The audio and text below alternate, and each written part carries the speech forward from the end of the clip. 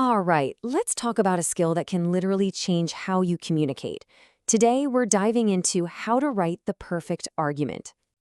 You ever have one of those moments you've got this amazing idea, it's crystal clear in your head, but when you try to write it down, it just falls flat? You know you're right, but you just can't seem to convince anyone? It's super frustrating, and trust me, you are not alone. Well, here's the secret. It's not always about the idea itself. It's about how you build it. The real game changer? It's all about structure. Think of it like an invisible skeleton that gives your argument the strength to actually stand up on its own. And that's exactly what we're going to do today. We're going to give you the blueprint. We'll start with a classic, solid foundation, but then we're going to unlock an advanced technique that will totally change the way you persuade people.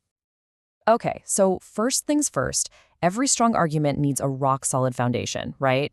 So we're going to start with the classic 5-paragraph structure. You probably remember this one, but it's the perfect starting point for getting your thoughts organized. It all kicks off with the introduction. This is where you set the stage, give a little background. And then, bam, you drop your thesis. That's the one powerful claim that your entire essay is going to defend. Then comes your first body paragraph. Simple enough. You lead with a really clear topic sentence for your first main point, and you start piling on the evidence right away. The second body paragraph is where you really start to dig in and build momentum.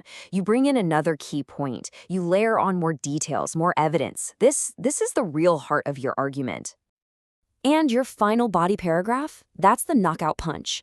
It's your last big piece of supporting evidence, and it's designed to leave absolutely no doubt in the reader's mind.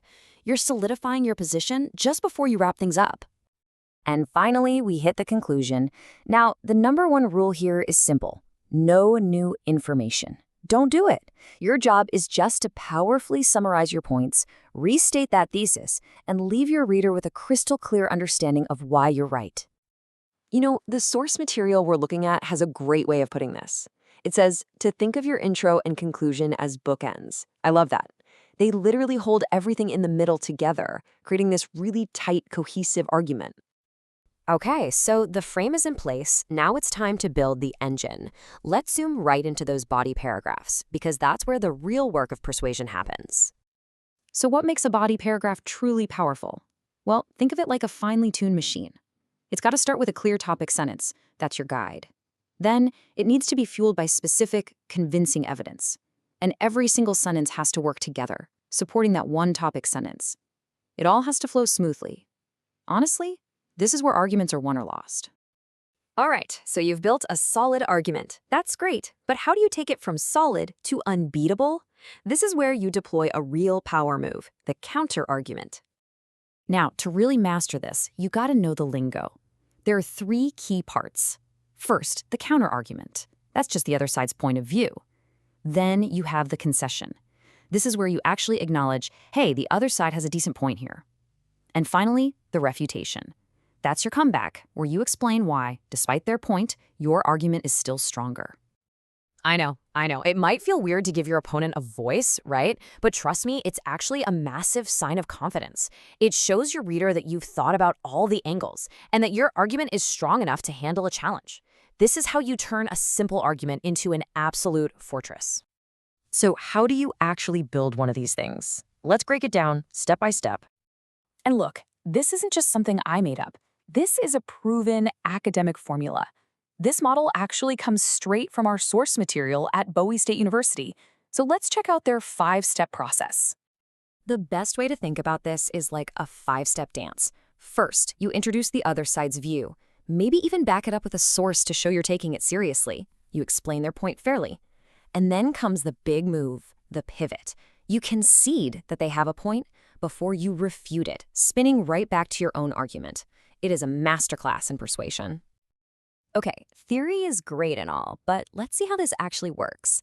We're going to walk through an example from that same source, so you can see how these steps come to life in a real argument. Okay, first, let's get the context. The main argument being made here is that terminally ill patients have the right to end their own lives. It's a heavy topic, for sure. So now, let's focus specifically on how the writer handles the people who disagree with that point. We're going to jump ahead to step 4, the concession. And this is such a critical moment. It's that point of, intellectual honesty where the writer shows they're not just dismissing the other side, they actually get their concerns. And just listen to the tone here. The writer isn't building a straw man, a weak, easy to knock down version of the other side's argument. Nope. They are stating the opposing view clearly and fairly. That one move, it builds so much credibility. But acknowledging the other side is only half the battle. Now comes the most important part, the pivot. The writer has to guide the reader back home, back to their own argument, and they do that with the refutation. And there it is, the pivot. See that word, however? That's the magic word. With just that one word, the writer respectfully disagrees and brings it all back to their main point. Think about what just happened. They took the opposition's best shot, they said, "I see your point," and then they showed exactly why their own argument is still the stronger one. So powerful. So when you put this all together, you can really see the path, right? It's how you go from a good argument to a truly great one. It's that combination of a solid, classic structure plus the strategic power of the counterargument. And the difference is just so clear.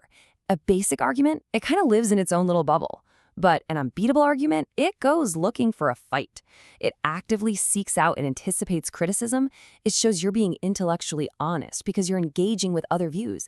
And then it proves its own strength by refuting them.